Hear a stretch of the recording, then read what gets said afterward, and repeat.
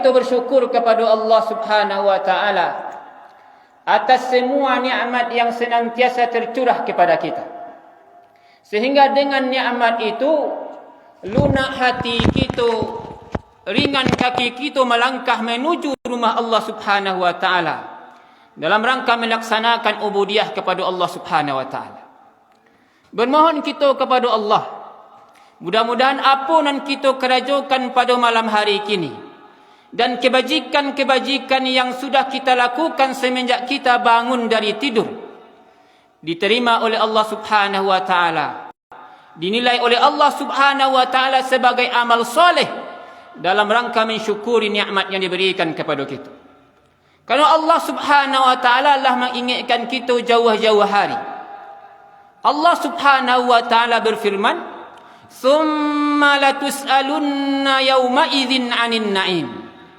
Kemudian sungguh pada hari itu kalian semuanya akan dimintai pertanggungjawaban akan semua nikmat yang diberikan kepada kalian. Mudah-mudahan apa yang kita kerajukan pada malam hari kini akan menjadi saksi kelak bahawa nikmat yang diberikan oleh Allah Subhanahu wa taala kita manfaatkan, kita gunakan untuk mendekatkan diri kepada Allah Subhanahu wa taala. Selawat berangkaikan salam kita doakan kepada Allah, semoga senantiasa tercurah buat arwah junjungan kita Nabi besar Muhammad sallallahu alaihi wasallam. Sallallahu alaihi wasallam. Mudah-mudahan dengan selawat yang selalu kita lantunkan, yang selalu kita biasakan setiap kali kita mendengarkan nama Rasulullah sallallahu alaihi wasallam disabitkan di muka kita, di akhirat kelak kita akan menjadi umat beliau yang pantas, yang layak, yang patut mendapatkan syafaat dari Rasulullah sallallahu alaihi wasallam. Ketika kita dibangkitkan oleh Allah Subhanahu wa taala, maka di pundak kita masing-masinglah dipikulkan oleh Allah Subhanahu wa taala sado dosa, sado kesalahan yang kita kerajukan selama kita hidup di dunia. Maka ketika itu keadaan kita dalam keadaan keluh kesah, dalam keadaan susah payah. Kita umat Rasulullah sallallahu alaihi wasallam umat yang paling ketek badannya, akan tetapi di pundak kita masing-masing tertonggok beban yang sangat barik. Sehingga ketika itu kita berjalan paling belakang, kian kamari minta pertolongan, minta didoakan kepada Allah supaya ringan beban kita menuju Allah Subhanahu wa taala. Bakaja-kaja kita ketika itu menuju mencari Nabi Adam, Nabi Ibrahim, Nabi Isa, Nabi Musa. Wak cari mereka itu supaya meminta pertolongan kepada mereka, didoakan kepada Allah, diringankan beban yang ada di punggung kita masing-masing. Akan tetapi tak ada satu pun yang mendoakan kita ketika itu dah. Hanya seorang Nabi yang mendoakan kita ketika itu, beliaulah yang berkeluh kesah pula mencari beban kita nan barik. Beliau yang meneteskan air mata mencari beban nan barik yang ada di pundak kita tu. Maka beliaulah yang bolak-balik ke arasy-Nya Allah Subhanahu wa taala. Sujud syukur di bawah arasy-Nya Allah Subhanahu wa taala, memohonkan kepada Allah agar beban kita itu diringankan oleh Allah. Itulah syafaat yang kita harapkan dari Rasulullah sallallahu alaihi wasallam. Kalau harap kita mendapatkan syafaat itu, pertolongan itu, maka perbanyak kita berselawat kepada Rasulullah sallallahu alaihi wasallam. Apalagi ketika kita mendengarkan nama Rasulullah sallallahu alaihi wasallam disebutkan di buku kita.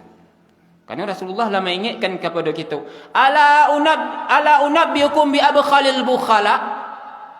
Nio nak kalian ambo tunjukkan kepada orang yang paling pilih di antara orang-orang yang sempilih.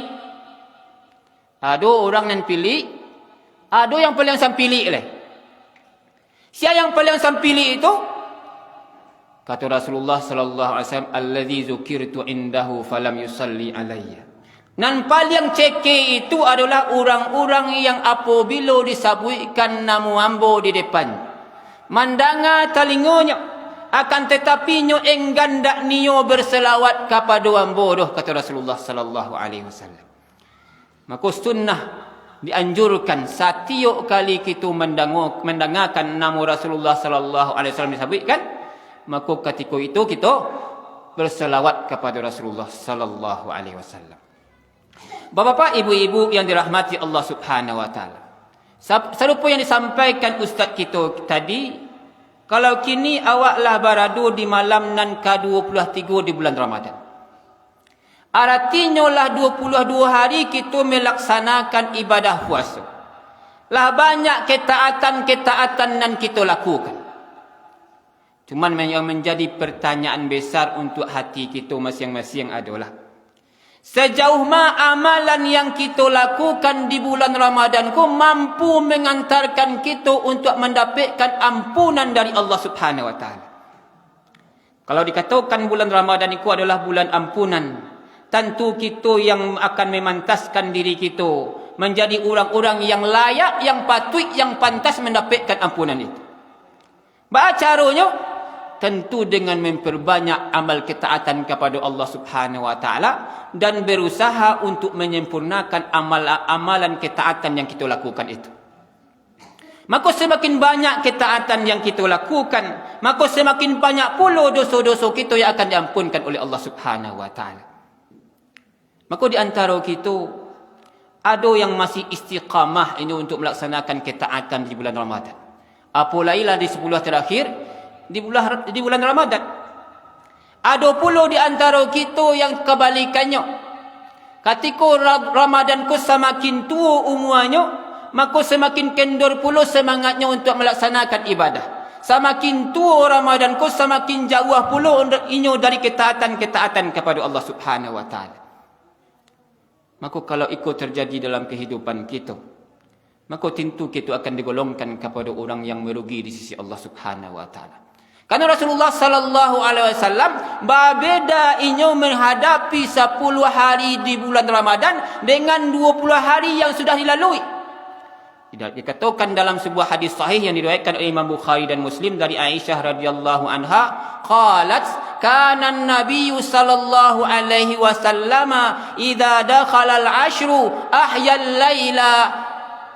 Aisyah menceritakan Rasulullah sallallahu alaihi wasallam kalaulah masuk 10 terakhir di bulan Ramadan, ahyal laila, beliau menghidupkan malam-malam terakhir tersebut. Memperbanyak salatnya, memperbanyak baca Qur'annya, sedekahnya. Wa aiqaza ahlahu, beliau bangunkan keluarganya, dibangunkan istrinya, dibangunkan anaknya supaya taat kepada Allah Subhanahu wa taala. Wajadda wa syadda mi'zarahu, beliau sangat bersungguh-sungguh di 10 terakhir di bulan Ramadan tu, dan beliau kencangkan ikatan sarungnya. Maka ditafsirkan oleh ulama, maka Rasulullah mengencangkan sarung beliau 10 terakhir di bulan Ramadan. Kata ulama, maknanya adalah beliau tidak lagi mencampuri isterinya, tidak lagi menggauli isterinya kalaulah masuk 10 terakhir di bulan Ramadan. Beliau betul-betul fokus untuk melaksanakan ibadah di bulan Ramadan.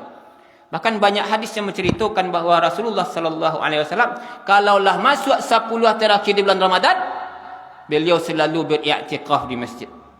Beliau keluarkan tempat lalu beliau letakkan di mi'rab beliau, ketika latih beliau beribadah, istirahat sebentar. Setelah itu kembali untuk melaksanakan ketaatan kepada Allah Subhanahu wa taala. Maka kalau kita bawakan ke diri kita, bapak-bapak, ibu-ibu rahmati Allah Subhanahu wa taala, musala kita kini kok semakin tua Ramadan semakin ramai atau semakin seketik? Pak. Semakin seketik, semakin berkurang. Semua sampai ambu tu, Pak. Kalau di awal-awal Ramadan musala ku terasa ketik terasa. Rami orang, iruak di musala. Saking raminya terasa iruak musala. Akan tetapi kalaulah semakin tua Ramadan, apalagi kalaulah 10 terakhir di bulan Ramadan, maka musala lah terasa lapang puluh balik. Kalau 10 terakhir, 10 awal di bulan Ramadan, pengurus berfikir baalah cara mempagadang musala. Akan tetapi kalau lama suat 10 terakhir di bulan Ramadan, baalah cara mengundang orang datang ke masjid. Maka itu tidak terjadi di kampung kita saja. Di mana model itu kondisi orang menghadapi Ramadan. Semakin tua Ramadan, semakin tua pula semangatnya untuk beribadah. Lah lama semangat untuk beribadah kepada Allah Subhanahu Wa Taala. Padahal di 10 terakhir Ramadan itu, Rasulullah sallallahu alaihi wasallam mencontohkan begiatnya beliau untuk menghidupkan 10 hari di bulan Ramadan terakhir. Ada malam Lailatul Qadarnya yang akan dikajar. Akan tetapi bagi awak, orang-orang yang mengaku beriman kepada Allah Subhanahu Wa Taala, semakin tua Ramadan, semakin jauh kita dari ketaatan kepada Allah Subhanahu Wa Taala. Maka untuk menghadapi fenomena yang serupa itu, kita sampaikan 2 hadis dari Rasulullah sallallahu alaihi wasallam. Mudah-mudahan dengan memahami 2 hadis itu, makin kuat awak, semakin istiqamah awak, bertambah ketaatan kita di bulan Ramadan, apalagi di 10 terakhir di bulan Ramadan. Hadis yang pertama diriwayatkan oleh Imam Muslim. Dari Abu Hurairah radhiyallahu anhu qala Rasulullah sallallahu alaihi wasallam, badiru bil a'malis salihah. Kata Rasulullah sallallahu alaihi wasallam, bagagihlah kalian, basagirolah kalian untuk mengarajokan amal salih. Selagi lunak hati kalian, maka karajokanlah amal ketaatan sekecil apapun. Ba'amud itu fasatakunu fitanun. Karena sabantalai, kata Rasulullah sallallahu alaihi wasallam, akan datang kepada kalian masuknya fitnah. Rasulullah mengatakan fasatakunu. Kalau kita kaji dalam kajian ilmu nahunya, Rasulullah sallallahu alaihi wasallam mengatakan arti sin saufa. Samu artinya akan datang. Tetapi kalau sago artinya akan datang waktunya sangat dekat. Berbeda jo saufa, akan datang juga artinya, tetapi waktunya mungkin lama. Rasulullah mengatakan fasatakun, sabantalai akan datang kepada kalian masuk fitnah. Masuk fitnah itu kaqita'il lailil muslimi, sarupa potongan malam nan sangat gelap. Kalaulah datang fitnah tu mampiai hati kita masing-masing, barangkali ketaatan kepada Allah ndak laiki bisa kita mengarajaukan. Ndak ada yang bisa kita contoh, ndak ada yang bisa kita percayai kalau fitnah itulah datang menimpa kita. Yusbihur rajulu mu'minan. Di pagi hari boleh jadi engkau mencari ada orang yang batua-batua taatnya kepada Allah. Hadirnya berjamaah salat subuh dia awak di musala aku. Wa yansi kafiran. Barangkali di sore hari nanti engkau akan mencarinya orang-orang menjadi orang-orang yang membelakang kepada Allah Subhanahu Wa Taala. Wa yamsi mu'minan wa yusbihu kafiran. Di sore hari ada pula engkau cari ada orang yang batua-batua taat kepada Allah. Akan tetapi besok paginya engkau akan mencari orang itu akan menjadi orang-orang yang ingkar kepada Allah Subhanahu Wa Taala. Apa penyebabnya? Yabi'u dinahu bi'aradin minad dunia. Inyo jua agamanya demi mendapatkan keuntungan dunia, demi mengejar kehidupan dunia. Barangkali fitnah kau tidak menceliak jauh-jauh bapak-bapak, ibu-ibu rahmati Allah Subhanahu Wa Taala. Boleh jadi fitnah itu lah mulai mampiai hati kita masing-masing. Makasihnya. Artinya boleh jadi dikarenakan kesibukan kita untuk mempersiapkan raya kita. Sibuk kita je mempersiapkan kuih rayanya, baju rayanya, sehingga ketaatan yang ada di 10 terakhir bulan Ramadan kita tinggalkan. Sembahyang tarawih kita tinggalkan kerana sibuk membuat kuih di rumah. Bukan tak boleh membuat kuih, bukan tak boleh membeli baju raya di bulan Ramadan. Bahkan itu sesuatu yang baik, karena di bulan Ramadan bisa awak bersilaturahmi. Akan tetapi kalau menyiapkan kuih raya itu, mempersiapkan baju raya itu, menjadikan kita lalai untuk mengingat Allah Subhanahu Wa Taala, barangkali itulah fitnah yang dikatakan oleh Rasulullah sallallahu alaihi wasallam. Orang hanya cuma fokus untuk mempersiapkan dunianya. Tak bakui rayu wak gengsi wak jo tetangga wak. Kalau itu awak balik di pekan saya gengsi wak jo tetangga wak, malu wak jo tetangga wak. Sehingga wak lah sibuk saja yo membuat kuih. Sembayang yang tak.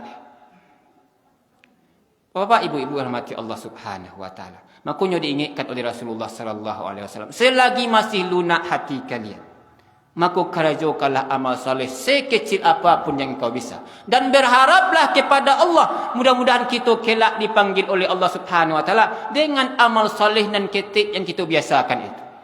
Karena yang akan mengantarkan kita ke dalam surganya Allah, yang akan mengantarkan kita untuk mendapatkan rahmat Allah Subhanahu wa taala, bukan saja ibadah-ibadah gadang yang kita kerajokan, bukan saja salat 5 waktu yang kita kerajokan, akan tetapi boleh jadi kita akan mendapatkan rahmat Allah Subhanahu wa taala dikarenakan perbuatan kecil yang kita biasakan dalam kehidupan kita. Dalam sebuah hadis Rasulullah sallallahu alaihi wasallam bersabda, lah menjalihkan kepada kita, ra'aitu rajulan yataqallabu fil jannati ala syajaratin qata'aha kanat ala zahri tariq. Ambo mancalia ado di antara umai ambo ko yang bersenang-senang inyo kelak di surganya Allah Subhanahu wa taala dikarenakan satu amalan ketek yang dilakukan. Yang dikerajokannya, ado kayu, ado rantiang yang mengambil orang lewat, itu dipotongnya. Sehingga dengan perbuatan itu inyo dimasukkan ke dalam surganya Allah Subhanahu wa taala. Maka selagi bisa kita untuk mengerjakan amal saleh sekecil apapun, tak mengandalkan salat 5 waktu saja dah. Sekecil apapun kita mampu melakukan, maka lakukanlah. Karena kelak akan datang masanya, tak ada ketaatan-ketaatan yang mampu kita lakukan dah. Atau mampu kita melakukannya tetapi tak akan sempurna kita melakukannya. Dalam hadis yang lain Rasulullah sallallahu alaihi wasallam menjelaskan kepada kita, uridat alayya a'malu ummati, dinampakkan kepada ambo, kata Rasulullah, sadu amal perbuatan umat ambo, baik yang elok ataupun yang buruk, dinampakkan kepada Rasulullah sallallahu alaihi wasallam. Fawajadtu min mahasini a'maliha, ambo dapati di antara amalan elok yang dilakukan oleh umatku adalah al-azayumatu anit tariq, ada keburukan-keburukan yang disingkirkannya dari tengah jalan. Ada batu, ada ranting, ada duri, ada paku di jalan, dicampakkannya ke tepi. Dan ambo dapati di antara amal buruk yang dilakukan oleh hamba-Ku, kata Rasulullah sallallahu alaihi wasallam, an-nukha'atu fil masjidi la tudfanu. Ada dahak, ada ludah di musaji, nampak di matonya, ndak dikuburkannya dah, kata Rasulullah. Rasulullah mencontohkan dahak ndak dikuburkan. Karena dahulu lantai musaji Rasulullah pasia, kasiak. Jadi kalau nampak ludah, mudah menguburkan.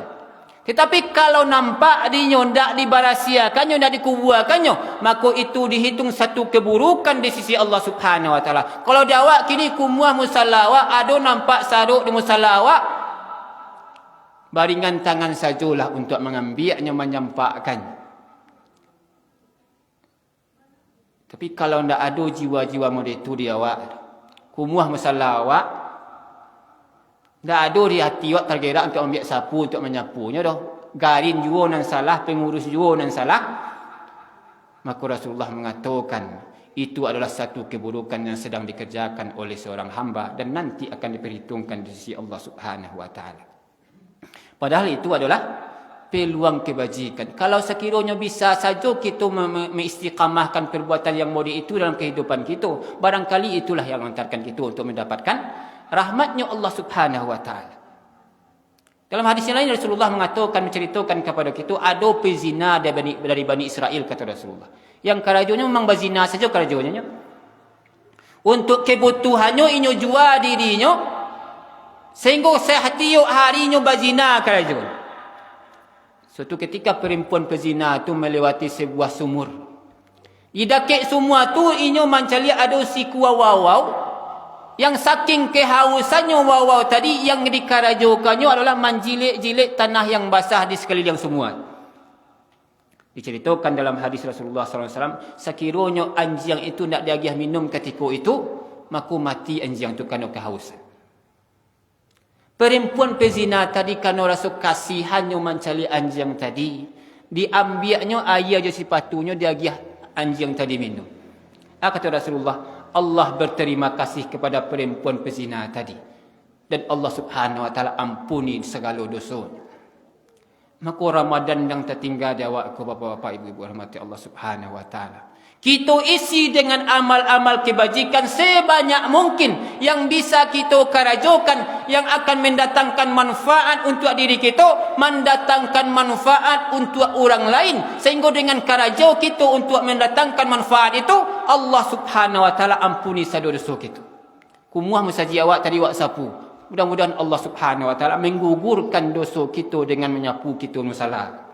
Kumuah WC kita sapu, jangan sampai mulut kita cuma mengumpik-umpik saja kerja kita. Dikerajokan indah, nampak WC kumuah, dibalasihan indah. Lalu menyalahkan yang disalahkan garin pengaruh mengasaji, mau umpik-umpik muncul awak kuah. Sudahlah melakukan kesalahan dan berasiahkan dan kumuah tadi, ditambah puluh dosa, mau umpik-umpik tadi itu. Maka semakin banyak jiwa awakku gersang dari kebajikan, semakin banyak pula rentetan-rentetan kesalahan yang kita lakukan setelah itu. Maka biasakanlah dalam kehidupan kita untuk mengerajokan hal-hal yang baik, agar hal-hal yang baik itu mampu menggugurkan dosa-dosa yang kita kerajokan. Bapak Ibu rahmati Allah Subhanahu Wa Taala. Yang kedua, bersampaikan hadis Rasulullah sallallahu alaihi wasallam. Hadis yang diriwayatkan oleh Imam Tirmizi dari Abu Hurairah radhiyallahu anhu qala Rasulullah sallallahu alaihi wasallam, badiru bil a'mali sab'an. Basagirolah kalian untuk mengerajokan amal kebajikan sebelum datang kepada kalian 7 hal. Kalaulah datang 7 hal ko, barangkali ketaatan kepada Allah cuman sekedar angan-angan saja yang bisa kalian kerajokannya, ataupun mampu kalian untuk mengerajokannya, kalian tak akan mampu mengerajokannya dengan sempurna, kata Rasulullah sallallahu alaihi wasallam. Yang 7 itu, hal tantaziruna illa faqran mansiyan. Bukankah yang sedang kalian tunggu itu yang pertama, kata Rasulullah sallallahu alaihi wasallam, masa-masa datangnya kemiskinan. Ketika kemiskinan itu datang kepada kalian, kalian akan menjadi orang-orang yang lalai untuk mengingat Allah Subhanahu Wa Taala.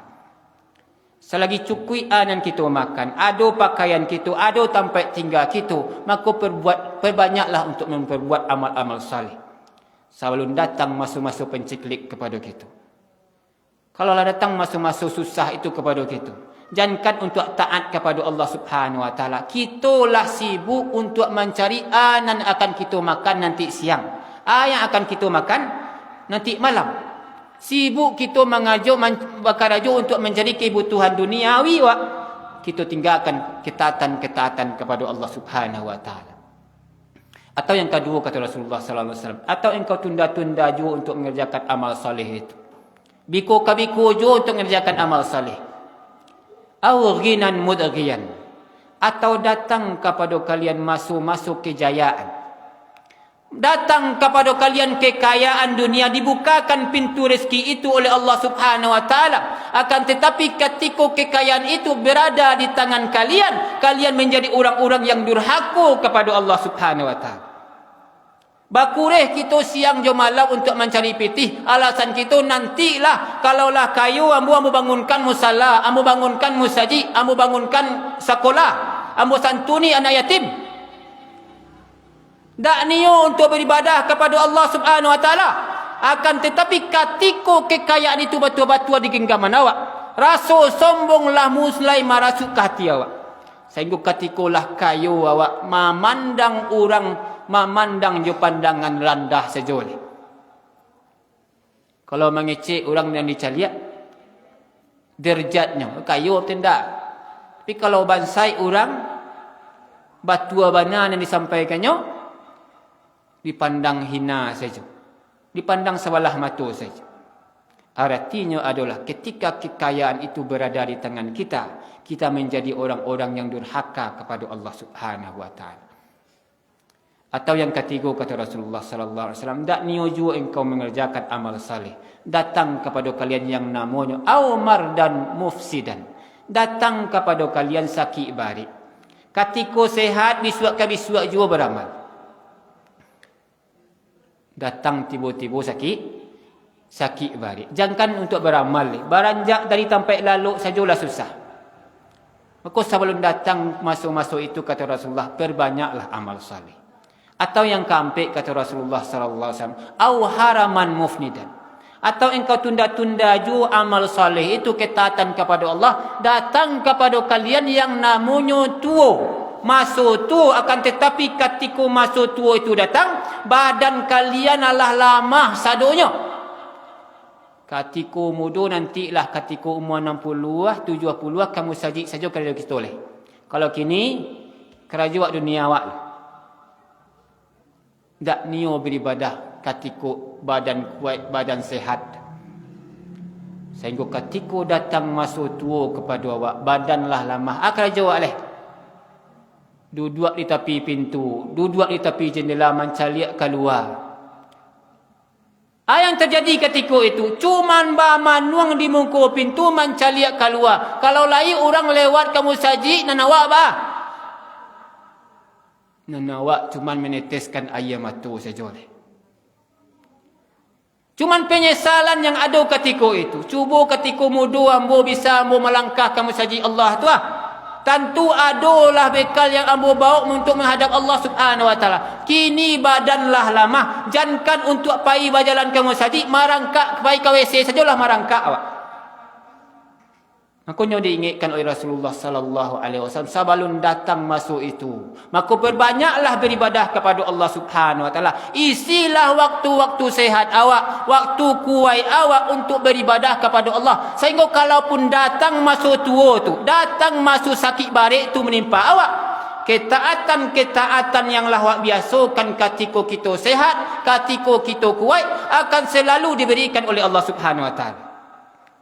Itu yang dijanjikan oleh Rasulullah sallallahu alaihi wasallam melalui hadis beliau. Idza maridal abdu awis safara. Kalau seseorang itu inyolah ditimpa rasa sakit, lah sakit badannya tidak bisa beribadah kepada Allah lain. Atau inyo melakukan perjalanan, lah sibuknya di dunianya tidak bisa melaksanakan ketaatan kepada Allah. Kutiba lahu mislu ma kana ya'malu sahihan muqiman. Allah Subhanahu wa taala akan selalu catatkan untuk orang itu ketaatan, pahala sarupa pahala yang dikerajakannya ketika inyo sehat, ketika inyo menetap di kampung.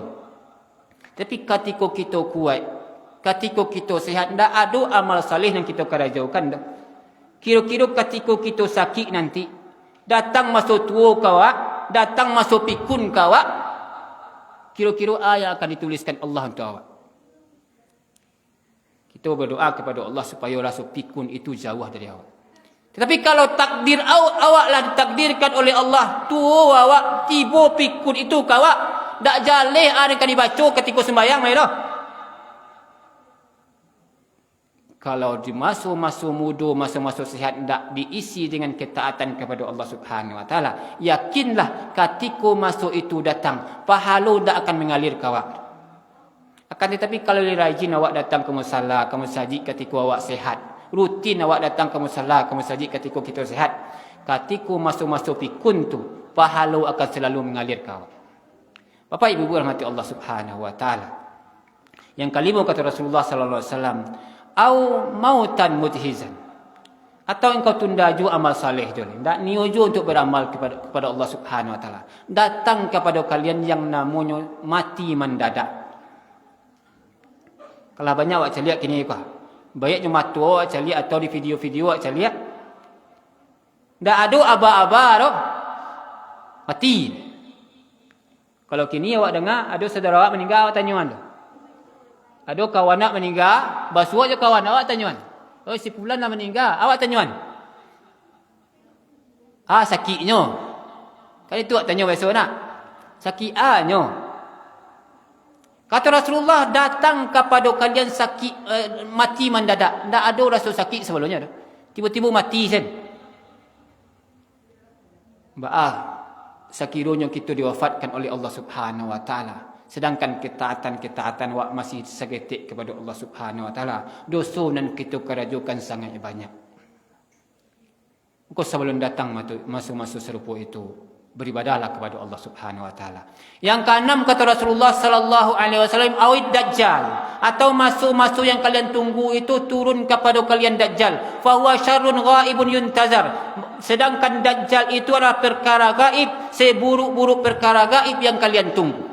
Karena kalaulah turun dajjal, maka kebanyakan kita nanti akan berpaling dari agama kita. Kita tinggalkan agama kita karena terpedaya dengan tipu daya dajjal itu.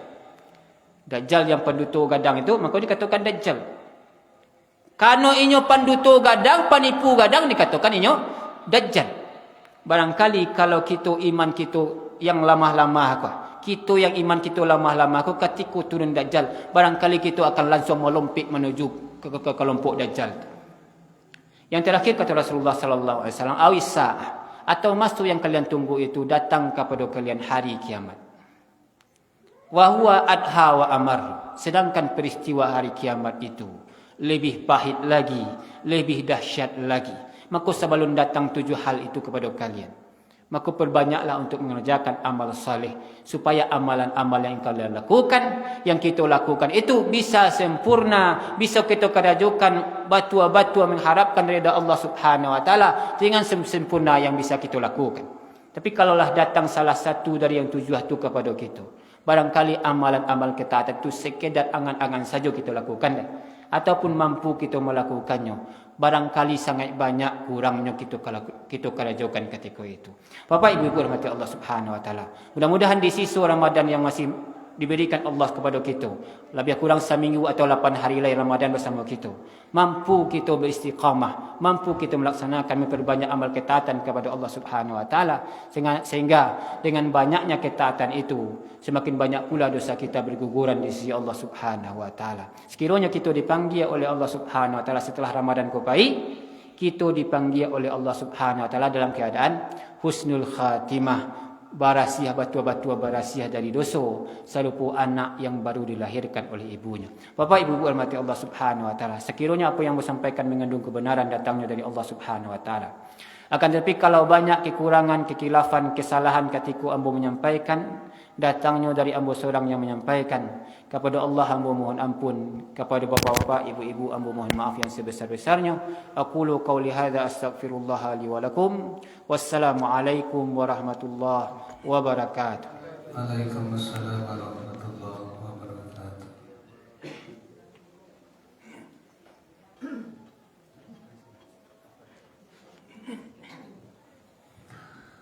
Terima kasih banyak kita sampaikan kepada Ustaz kita yang baru saja selesai memberikan penjelasan tentang ilmu dua macam hadis, dua hadis menghadapi 10 terakhir Ramadan tahun kini. Mudah-mudahan dari penjelasan beliau tadi bisa kita pahami dan bisa menjadi tambahan energi untuk awak bisa selalu bertahan dan atau istiqomah sampai akhir Ramadan, dan bisa pula kita aplikasikan nantinya di luar bulan Ramadan. Ba'araminya musallawat assalamu Ramadan, betul pulunannya di luar bulan Ramadan. Amin ya rabbal alamin. Demikian kegiatan ta'lim kita pada malam hari ini Bapak dan Ibu. Kita lanjutkan dengan salat tarawih berjamaah. Wabillahi taufiq wal hidayah. Wassalamualaikum warahmatullahi wabarakatuh.